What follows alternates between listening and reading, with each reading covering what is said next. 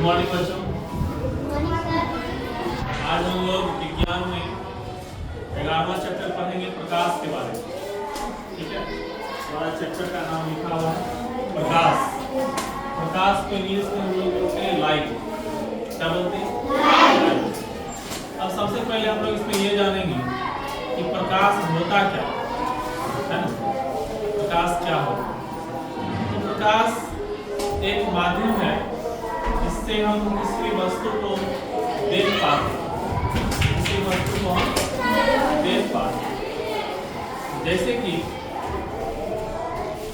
अगर हम इस रूम की बात करें, इस रूम में अगर हम लोग रात में आते हैं 11 बजे 12 बजे रात को, जब हम इस रूम में अगर आते हैं तो यहाँ पर रखी वस्तुओं को हम लोग क्या देख पाएंगे? नहीं देख पाएंगे। वहाँ क्या चित्र बना हुआ है, उसमें क्या लिखा हुआ है, क्या हम देख पाएंगे? हमारे क्लास में ये सभी चीजें हैं, रात के अंधेरे में क्या हम इसको देख पाएंगे? नहीं देख पाएंगे।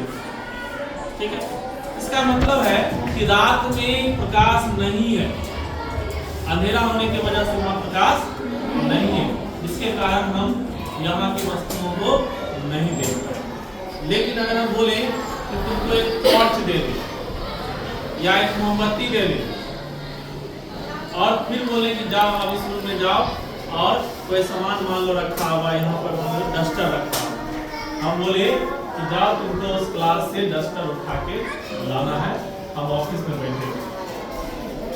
जैसे ही तुमको हमने लाइट दे दिया तो तुम उस लाइट के माध्यम से, उस टॉर्च के माध्यम से खोज लोगे कि डस्टर कहाँ है कि नहीं। इसका मतलब है उस डस्टर को खोजने में हमको किसका जरूरत पड़ा? लाइट का जरूरत पड़ा, प्रकाश का जरूरत पड़ा। और अगर प्रकाश नहीं होता तो हमको डस्टर नहीं मिल पाता। इसका मतलब है कि किसी भी वस्तु को देखने के लिए हमें प्रकाश की आवश्यकता होती है। प्रकाश की आवश्यकता होती है। तो प्रकाश एक प्रकार का माध्यम हो गया जो कि हमें किसी भी वस्तु को देखने में मदद प्रदान करता। ठीक है, अब आते हैं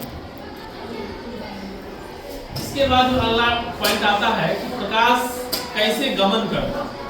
गमन करने का मतलब है प्रकाश कैसे चलता है। तो प्रकाश हमेशा सीधी रेखा में गमन करता है।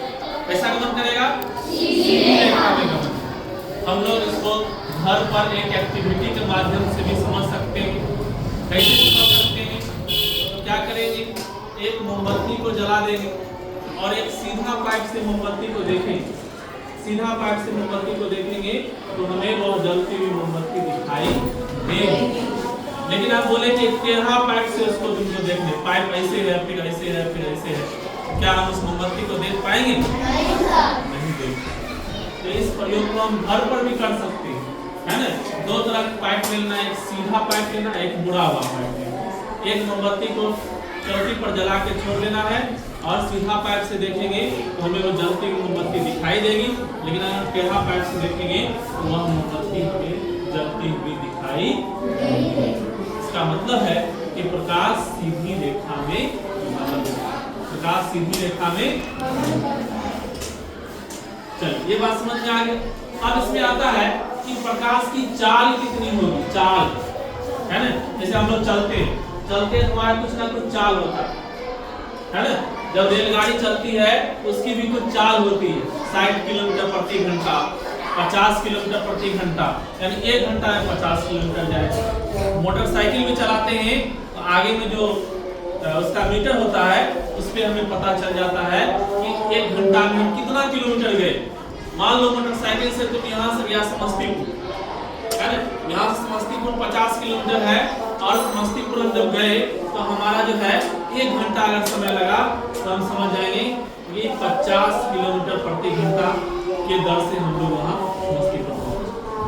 इसका मतलब है कि प्रकाश की भी अपनी चाल होती है। तो प्रकाश की अपनी चाल कितनी होती है? तो प्रकाश की चाल जो होती है, देखिए कितना होता है। प्रकाश की चाल 3 × 10⁸ मीटर प्रति सेकंड होता है। 3 × 10⁸ मीटर प्रति 10 का पावर 8 का मतलब हुआ 10 पर क्या है 0, 1 0 1 पर 8 को 0, 1 पर क्या 0 होगा 8 हो, 1 पर 8 को 0, 1 2 3 4 5 6 7 8। अब देखो तो 3 पर हो जाएगा 1 2 3 4 5 6 7 8, इतना मीटर प्रति सेकंड। यानी कि इसको इकाई दहाई में करो, इकाई दहाई सैकड़ा हजार दस हजार लाख 10 लाख करोड़ 10 करोड़ 3 करोड़। यानी 1 सेकंड में 10 करोड़ मीटर जाए। तो अंदाजा लगाओ प्रकाश का चाल कितना तेज होगा, है ना। इसी बात से तुम सोच सकता है कि 1 सेकंड में, 1 सेकंड क्या होता है, एक बोलेंगे बस 1 सेकंड हो गया, 1 सेकंड तो सब लोग समझते हैं ना, एक बोले बस हो गया 1 सेकंड। अब उतना देर में प्रकाश देखो प्रकाश कहां पहुंच जाएगा, कितना पाया था, इकाई दहाई सैकड़ा हजार दस हजार लाख 10 लाख करोड़ 10 करोड़ 30 करोड़ मीटर, 30 करोड़ मीटर। तो तुम इस बात से अंदाजा लगाओ कि प्रकाश कितना तेजी से चलता है कि नहीं, बोलो समझ में आ रहा है। अब आते हैं, ये तो समझ गया कि प्रकाश की चाल कितनी होती है, प्रकाश क्या होता है, प्रकाश किस रेखा में गमन करता है, तो सीधी रेखा में गमन करता है। अब इसके बाद आता है प्रकाश का परावर्तन, प्रकाश का परावर्तन। इसका मतलब क्या हुआ कि प्रकाश यदि किसी चमकीली सतह पर या समतल सतह पर गिरती है तो वहां से टकराने के बाद वो वापस लौटता है ना। तो वापस लौटने की जो घटना है उसी को हम लोग बोलते हैं प्रकाश का परावर्तन। क्या बोलते हैं, जैसे मान लो सूरज का प्रकाश आया और यहाँ पर टकरा कर फिर तुम्हारे पास वापस आ गया, तो इस घटना को हम क्या बोलेंगे, प्रकाश का परावर्तन। क्या बोलेंगे, यानी कि जब प्रकाश किसी समतल जगह पर आपतित होती है, मतलब गिरती है और फिर वहां से टकराकर वापस लौट जाती है, तो इसी घटना को प्रकाश का परावर्तन कहा जाता है। अब इसके दो नियम होते हैं, कितने नियम होते हैं, 2 नियम होते हैं। प्रकाश के परावर्तन के 2 नियम होते हैं।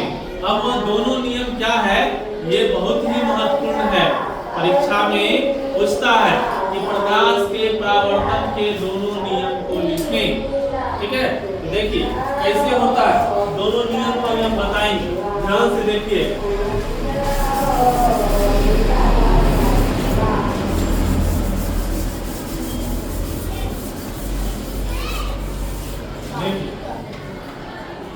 पहला नियम, पहले हम लोग यहाँ देख लेते हैं प्रकाश के परावर्तन के नियम। प्रकाश के परावर्तन के नियम, प्रकाश के परावर्तन के नियम। पहला नियम कहता है आपतित किरण, आपतित किरण परावर्तित किरण, परावर्तित किरण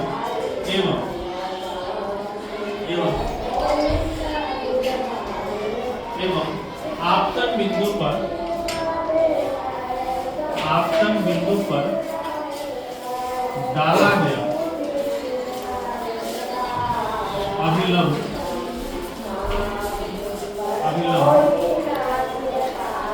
तीनों एक ही तल में हो,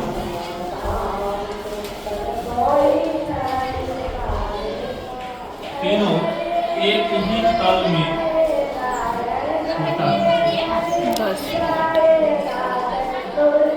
देखो पहला नियम क्या कहता है, आपतित किरण, परावर्तित किरण एवं आपतन बिंदु पर डाला गया अभिलंब तीनों एक ही तल में, एक ही तल मतलब एक ही रेखा पर। ठीक है, पहला नियम। दूसरा नियम कहता है आपतन कोण हो गया,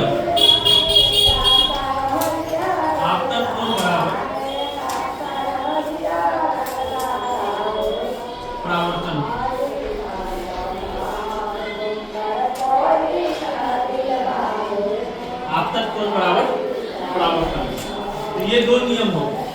पहला नियम कहता है आपतित किरण, परावर्तित किरण एवं आपतन बिंदु पर डाला गया विलंब तीनों एक ही तल में होता है। और दूसरा नियम कहता है आपतन कोण बराबर परावर्तन। इसका मतलब हुआ, इसको बोलते हैं कोण आई बराबर कोण आई। ठीक है, इसको अभी हम लोग समझाएंगे कैसे होता है, ये समझाएंगे। इसको लिख लो, तो तेजी से लिखो। ऐ